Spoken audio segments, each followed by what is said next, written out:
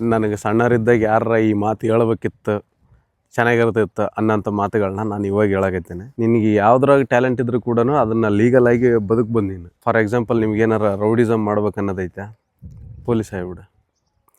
ನಿನಗಿಲ್ಲ ನಾ ಸಿಸ್ಟಮ್ನೇ ಚೇಂಜ್ ಮಾಡ್ತೀನಿ ಅನ್ನೋಂಥ ಏನಾರು ಹುಚ್ಚು ಕನಸು ಏನಾರು ಐತೆ ಅಂದ್ರೆ ನಿನಗೆ IAS IPS ಆಗಿ.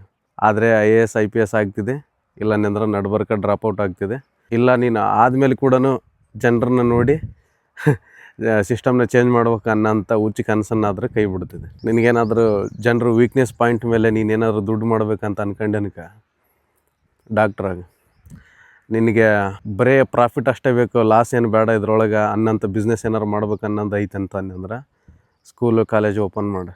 ಇಲ್ಲ ನನಗೆ ಜಾಸ್ತಿ ಸುಳ್ಳು ಹೇಳೋಕ್ಕೆ ಬರ್ತೈತಿ, ಜಾಸ್ತಿ ಸುಳ್ಳು ಹೇಳೋದ್ರಾಗ ಟ್ಯಾಲೆಂಟ್ ಐತಿ ಅಂತ ಅಂದ್ರೆ ಪೊಲಿಟಿಷಿಯನ್ ಆಗಿಬಿಡು.